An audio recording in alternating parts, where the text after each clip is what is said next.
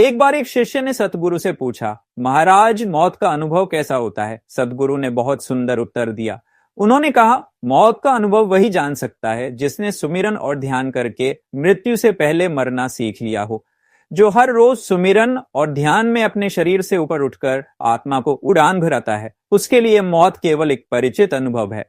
जब असली मौत आती है तो आत्मा सहज ही शांति और प्रकाश की ओर चली जाती है, लेकिन जिसने इस अभ्यास को जीवन में नहीं अपनाया उसके लिए मौत अजनबी है, डरावनी है और पीड़ा से भरी है।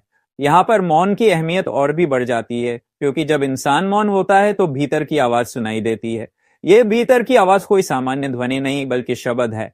यही शब्द आत्मा का असली सहारा है। जब तक आत्मा शब्द से जुड़ती नहीं तब तक उसे शांति नहीं मिलती। दुनिया की आवाजें कानों में गूंजती रहती हैं, लेकिन आत्मा को असली चैन तब मिलता है जब वह उस दिव्य आवाज से जुड़ती है जो भीतर सतत बज रही है। महाराज साहिब ने एक बार संगत को समझाते हुए कहा था, संसार की आवाजें तुम्हें बाहर खींचती हैं और शब्द की आवाज तुम्हें भीतर बुलाती है। अब यह आत्मा पर है कि वह किसे चुनती है। अगर वह बाहर जाती है तो बंधन और जन्म मरण का चक्र उसका इंतजार कर रहा है। अगर भीतर जाती है तो मुक्ति और परम शांति उसकी मंजिल है। इस जीवन का सबसे बड़ा सौभाग्य यह है कि हमें सद्गुरु का साथ मिला है। अगर सद्गुरु की शरण न होती तो हम भी दुनिया के लाखों करोड़ों जीवों की तरह मोह और माया में उलझे रहते। सतगुरु हमें याद दिलाते हैं कि मौत को हराना है तो उससे पहले मरना सीखना होगा।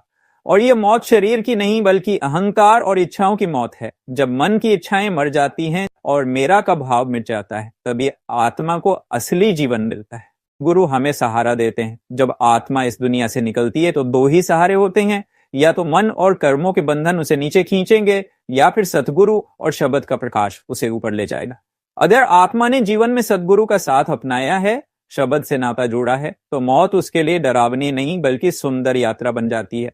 महाराज जी अक्सर समझाते हैं कि मौत दरअसल इंसान को एक आईना दिखाती है। जब मौत आती है तो आत्मा को अपने जीवन का सारा हिसाब साफ दिखाई देता है। उस समय यह नहीं चलता कि हमने बाहर कितनी शोहरत कमाई, कितनी इमारतें बनाई, कितना धन जमा किया। उस समय केवल यही चलता है कि आत्मा ने अपने वास्तविक घर की ओर कितने कदम बढ़ाए। एक बार एक धनी व्यापारी मौत के करीब पहुंचा। उसकी आंखों से आंसू बह रहे थे। उसने कहा, काश मैंने जीवन का कुछ समय भी भगवान के नाम में लगाया होता। मैंने तो सारी उम्र धन कमाने और संसार संवारने में निकाल दी। अब समझ में आ रहा है कि यह सब यहीं छूट जाएगा और मैं खाली हाथ जा रहा हूं। यह सुनकर सदगुरु ने समझाया, अब पछताने से कुछ नहीं होगा। अगर जीवन रहते ही ये समझ लेता तो आत्मा को अब शांति मिलती। इसीलिए कहा गया है कि जो करना है वही आज कर लो, कल का भरोसा मत रखो। इंसान का जीवन क्षण भंगुर है।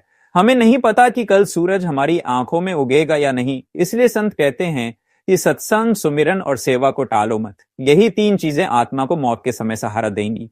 संसार के रिश्ते, धन दौलत और इज्जत मौत के दरवाजे पर सब बाहर रह जाएंगे। केवल सतगुरु का नाम आत्मा के साथ जाएगा। जब आत्मा नाम से जुड़ जाती है तो वह मौत को अपनी हार नहीं समझती बल्कि जीत मानती है, क्योंकि मौत